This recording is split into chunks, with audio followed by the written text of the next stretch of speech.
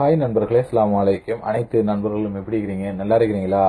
அதாவது நம்ம பார்க்கலாம் நம்ம நாட்டிலிருந்து வெளிநாட்டுக்கு கொண்டு வரும் சிம் கார்டு நம்பர், அதாவது சிம் கார்டு மொபைல் நம்பரை டிஸ்கனெக்ட் ஆகாமலுக்கு 2 வருஷமோ 3 வருஷமோ எப்படி நம்ம பாதுகாத்துக் கொள்வது அப்படிங்கிற தகவலை பத்தி உங்களுக்கு சொல்ல போறோம்.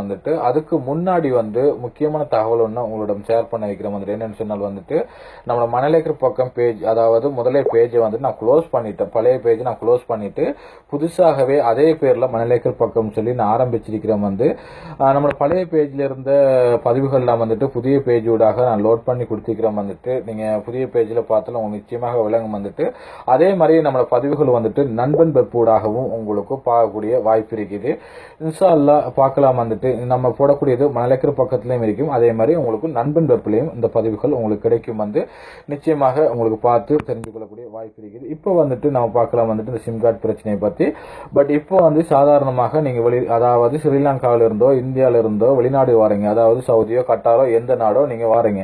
வந்தீங்கன்னு சொன்னால் உங்களுக்கு அந்த மொபைல் நம்பர் 3 மாசத்துக்குள்ள நீங்க யூஸ் பண்ணாம இருந்தீங்கன்னு சொன்னால் அந்த மொபைல் நம்பர் உங்களுக்கு டிஸ்கனெக்ட் ஆயிடும். அதாவது இப்ப சாதாரணமா அந்த மொபைல் நம்பரை நீங்க 1 வருஷமோ 2 வருஷமோ 5 வருஷமோ 10 வருஷமோ நீங்க வச்சிருந்திருக்கலாம்.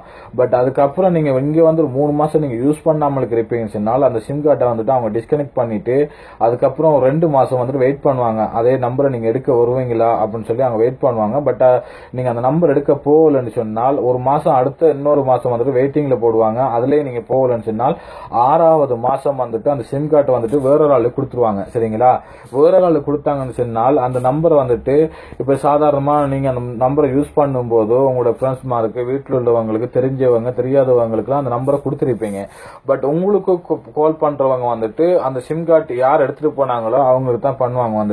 பட் இதனால பல பிரச்சனைகளும் உருவாகக்கூடிய வாய்ப்பு இருக்குது. ஆகையினால அந்த சிம் கார்டு நம்பரை நீங்க வெளிநாட்டில் இருந்தாலும் சரி, எங்க இருந்தாலும் சரி, எந்த நாட்டில் இருந்தாலும் சரி, அதை எப்படி டிஸ்கனெக்ட் ஆகாமல் பாதுகாத்துக் கொள்ளணும் சொன்னால், இப்ப சாதாரணமாக உங்களுக்கு அந்த சிம் கார்டு, இப்ப எக்ஸாம்பிளுக்கு நம்ம சொல்ல போனால் நீங்க ஸ்ரீலங்கால இருந்து இப்ப சவுதிக்கு வாரீங்கன்னு சொன்னால் அந்த சவுதியில சம்டைம் உங்களுக்கு சிக்னல் கிடைக்கும், சம்டைம் உங்களுக்கு அந்த சிக்னல் கிடைக்காது. அதாவது நெட்வொர்க் உங்களுக்கு கிடைக்காது.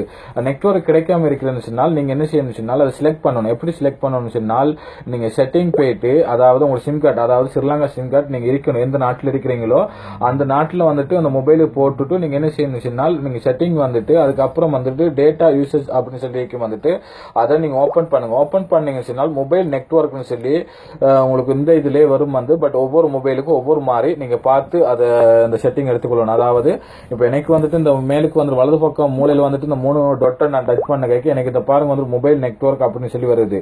இதே மாதிரி தான் உங்களுக்கு கிடைக்கும் அந்த செட்டிங்ல பட் இதை ஜஸ்ட் நீங்க டச் பண்ணுங்க, ஓபன் பண்ணுங்க. ஓபன் பண்ண உடனே கீழுக்கு பாருங்க நெட்வொர்க் யுவர் சோர்ஸ் அப்படின்னு சொல்லி இதை நீங்க ஓபன் பண்ணுங்க. ஓபன் பண்ண கைக்கு ஆட்டோமேட்டிக் அதை சேஞ்ச் ஆகும். சேஞ்ச் ஆகிட்டு அந்த என்ன, அதாவது அந்த நாட்டுல இப்ப சவுதியில என்னென்ன சிம்கள் இருக்குதோ, என்னென்ன சிம் நிறுவனம் இருக்குதோ அந்த சிம்முடைய பேர் அனைத்துமே இதுல வரும். அதுல நீங்க பெஸ்ட் சிக்னல் எதுல இருக்குதோ அதை நீங்க செலக்ட் பண்ணிக்கொள்ளுங்க. இப்ப சவுதியை பொறுத்தவரையில பெஸ்ட் சிக்னல் சொன்னால் சவாவில் மட்டும் தான் கிடைக்கும். ஆகையினால நீங்க சவா மார்க் பண்ணிட்டு அதுக்கப்புறம் ஓகே கொடுத்துருங்க. ஓகே கொடுத்த கைக்கு உங்களுக்கு சிக்னல் பார்ல சிக்னல் கிடைச்சிடும். சிக்னல் கிடைச்ச உடனே உங்களுக்கு ரோமிங் ஆக்டிவ் பண்றதுக்காக, அதாவது ஸ்ரீலங்கால இருந்து உங்களுக்கு மெசேஜ் வரும். அதாவது உங்களுக்கு வரலாம், ஸ்டார் அடிச்சுட்டு ஹேஷ் அடிச்சுட்டு 103 அடிச்சுட்டு ஹேஷ் அடிச்சுட்டு கால் பண்ணுங்க அப்படின்னு கூட வரலாம். ஒவ்வொரு ஆக்களுக்கும் ஒவ்வொரு மெசேஜ், அதாவது ஒவ்வொரு சிம் கார்டுக்கும் ஒவ்வொரு மெசேஜ்கள் வரலாம். அதே மாதிரி நீங்க செஞ்சீங்கன்னு சொன்னால் உங்களுக்கு அந்த ரோமிங் ஆக்டிவ் ஆயிரும். சரிங்களா? அந்த பாருங்க இதுல வருது சவுதியை பொறுத்தவரையில 5 சிம் இருக்குது. பட் பெஸ்ட் சிம் சொல்லி சவா இருக்குது, ஜேன் இருக்கு, மொபைல் வந்திருக்குது. இப்போ நம்ம சவாவை செலக்ட் பண்ணோம்னா சவா பெஸ்ட் சிக்னல் பட் எந்த இடத்துலயும் நம்மளுக்கு அந்த சிக்னல் கிடைக்கக்கூடிய வாய்ப்பு இருக்குது.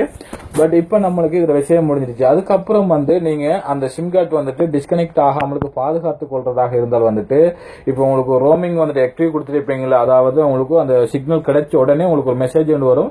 அந்த மெசேஜ்ல இப்படி அடிங்கன்னு சொல்லி ஸ்டார் அடிச்சுட்டு ஹேஷ் அடிச்சுட்டு நம்ம சொன்ன மாதிரி ஒரு மொபைல் 103 104 அடிச்சுட்டு அதுக்கப்புறம் ஹேஷ் அடிச்சுட்டு நீங்க கால் பண்ண கேட்க உங்களுக்கு ரோமிங் ஆக்டிவ் ஆயிரும். ஆக்டிவ் ஆனதுக்கு அப்புறம் உங்களுக்கு அந்த சிம் கார்டு நம்பர் இங்க வெளிநாட்டுல யூஸ் பண்ணக்கூடியதாக இருக்கும். அதே மாதிரி நீங்க ஒரு 45 நாளைக்கு ஒருக்கா, அதாவது ரீசார்ஜ் பண்ணிட்டு ஒரு எஸ்எம்எஸ்ஓ அல்லது நீங்க ஒரு காலோ நீங்க ஒரு செகண்டோ 2 செகண்டோ நீங்க ஹலோன்னு சொல்லிட்டு வச்சாலும் அவங்களுக்கு அந்த சல்லி வெட்டி போட்ட கைக்கு ஒரு சிம் கார்டு ரினிவல் இருக்குன்னு சொல்லி மறுபடியும் அதுல இருந்து ரினிவல் ஆயிரும். சரிங்களா? அதுக்கப்புறம் மறுபடியும் 45 நாள் கழிச்சு நீங்க அதே மாதிரி செஞ்சீங்கன்னு சொன்னால் உங்களுடைய சிம் கார்டு வந்துட்டு நீங்க போகுங்காட்டிக்கு 2 வருஷமோ 3 வருஷமோ இருந்துட்டு போகுங்காட்டிக்கும் அந்த சிம் கார்டு வந்துட்டு டிஸ்கனெக்ட் ஆகாமலுக்கு உங்களுக்கு பாதுகாப்பா இருக்கும் வந்துட்டு. அதே மாதிரி வந்து அதாவது இப்ப நம்ம சொல்றது வந்துட்டு ஒவ்வொரு சிம் கார்டுக்கும் ஒவ்வொரு மாதிரி, அதாவது உங்களோட நெட்வொர்க் கிடைச்ச உடனே ஒரு நம்பர் வரும், அதாவது உங்களுக்கு எஸ்எம்எஸ்ல வந்துட்டு வரும் வந்துட்டு ஸ்டார் அடிச்சு ஹேஷ் அடிச்சுட்டு அதுக்கப்புறம் வந்துட்டு 3 நம்பர் இலக்கங்கள் இருக்கும். அதுக்கப்புறம் நீங்க ஹேஷ் அடிச்சு தான் கால் பண்ணணும் வந்து, அதுக்கப்புறம் உங்களுக்கு ரோமிங் ஆக்டிவ் ஆகும் வந்து. பட் அதே மாதிரி வந்துட்டு இப்ப சவுதி அரேபியாவில் வந்துட்டு உங்களுக்கு இப்ப இன்டர்நேஷனல் இது மொபைல் நம்பருக்கு வந்துட்டு ரீசார்ஜ் பண்ணக்கூடிய வாய்ப்பு கொடுத்துக்கிறாங்க வந்துட்டு. சவால்னு சொன்னால் நீங்க அதாவது மெசேஜ் லைன் எடுத்துட்டு நீங்க சாதாரணமாக நீங்க இதுல அடிச்சு கொடுக்கணும் வந்துட்டு, அதாவது 1500 வந்து அதாவது வந்துட்டு 1500 அடிச்சிட்டு அதுக்கப்புறம் வந்து நீங்க கீழுக்கு மெசேஜ் பாக்ஸ்ல வந்துட்டு இப்ப சாதாரணமா ஸ்டார் அடிச்சிட்டு அதுக்கப்புறம் வந்து நீங்க 132 ஸ்டார் அடிச்சிட்டு அதுக்கப்புறம் வந்துட்டு உங்களோட மொபைல் நம்பர், அதாவது என்ன கண்ட்ரியோ அந்த கண்ட்ரி கோட்டை கொடுங்க. இப்படி கண்ட்ரி கோட்டை கொடுத்துட்டு அதுக்கப்புறம் உங்களோட மொபைல் நம்பர், அதுக்கப்புறம் நீங்க வந்துட்டு ஸ்டார் அடிச்சிட்டு அதுக்கப்புறம் நீங்க எத்தனை ரியால் அனுப்ப போறீங்க அப்படின்னு சொல்லி கேட்கும். அதுக்கப்புறம் உங்களோட அமௌண்ட்டை நீங்க அடிச்சிட்டு அதுக்கப்புறம் நீங்க ஹேஷ் அடிச்சிட்டு சென்ட் பண்ணீங்க சொன்னால் உங்களோட மொபைலுக்கு வந்து ரீசார்ஜ் ஆயிரும். சரிங்களா? அதே மாதிரி வந்துட்டு இப்ப மொபைலில் வந்துட்டு இப்ப சாதாரணமாக கால் பட்டன்ல கொடுத்துக்கிறாங்க வந்துட்டு. இப்ப சாதாரணமா ஸ்டார் அடிச்சிட்டு 1 2 3 ஸ்டார் அடிச்சிட்டு அதுக்கப்புறம் வந்துட்டு மொபைல் நம்பர் அடிச்சு கொடுத்து அதுக்கப்புறம் வந்து நீங்க மொபைல் நம்பர் அடிச்சிட்டு அதுக்கப்புறம் வந்து ஸ்டார் அடிச்சிட்டு அதுக்கப்புறம் வந்துட்டு உங்களோட அமௌண்ட், அதுக்கப்புறம் வந்துட்டு ஸ்டார் அதுக்கப்புறம் ஹேஷ், அதுக்கப்புறம் கால் கொடுத்த கைக்கு உங்களுக்கு கரெக்டா இல்லையான்னு சொல்லி கேட்க நம்பர் செக் பண்ண சொல்லுவாங்க. செக் பண்ண கைக்கு உங்களுக்கு நிச்சயமாக அந்த சொல்லி போகக்கூடிய வாய்ப்பு இருக்குது. அதாவது ரீசார்ஜ் ஆயிரம் வந்து உங்களுக்கு மொபைலுக்கு வந்துட்டு. இல்லைன்னு சொன்னால் உங்க நாட்டில இருந்து நீங்க 50 ரூபாவோ 20 ரூபாவோ 10 ரூபாவோ ரீசார்ஜ் பண்ணி கொண்டால் உங்களோட மொபைல் நம்பர் வந்துட்டு நீங்க நாட்டுக்கு போவங்காட்டிக்கும் உங்களோட மொபைல் நம்பர் உங்கள்கிட்ட பாதுகாப்பா இருக்கும். வேறொரு ஆளுக்கு அந்த நம்பரை கொடுக்க மாட்டாங்க. சரிங்களா? நீங்க யூஸ் பண்ணாம இருந்தாங்க சொன்னால் 6 மாசத்துல வந்துட்டு வேற ஆளுக்கு அந்த மொபைல் நம்பர் கொடுத்துருவாங்க. அதுக்கப்புறம் நீங்க மறுபடியும் போயிட்டு எத்தனை தரம் கேட்டாலும் அந்த மொபைல் நம்பர் உங்களுக்கு கிடைக்காது வந்துட்டு. இதனால பல்வேறு பிரச்சனைகள் இருக்குது வந்துட்டு. அதனாலதான் அந்த தகவலை நான் உங்களுக்கு கொடுத்த மாதிரி. இன்ஸ்டால்ல உங்களுக்கு பிடிச்சிருக்குன்னு நினைக்கிற மாதிரி பிடிச்சிருந்தா லைக் பண்ணுங்க, அதே மாதிரி ஷேர் பண்ணிக்கொள்ளுங்க. இன்ஸ்டால்ல ஷேர் பண்ணி நம்மளுக்கு தெரிஞ்சா போதும்னு நினைக்காமலுக்கு உங்க பேஸ்புக்ல வந்துட்டு ஷேர் பண்ணி மக்கிய நண்பர்களுக்கு வந்துட்டு ஷேர் பண்ணி தெரிய வைங்க வந்துட்டு. இன்ஸ்டால்ல இன்னொரு தகவலோட உங்களை சந்திக்கிறோம் வந்துட்டு. இன்ஸ்டால்ல நம்ம ஏற்கனவே சொன்ன மாதிரி வந்துட்டு நம்ம மல்லிகர் பக்கத்துல இந்த பதிவு இருக்கும், அதே மாதிரி வந்துட்டு நண்பன் வெப்பிலையும் இந்த பதிவு இருக்கும். இன்ஷால்லா 2 பக்கம் நீங்க பார்த்து தெரிஞ்சு கொள்ளலாம். ஓகே, இன்ஷால்லா சந்திக்கும். ஓகே, பாய்.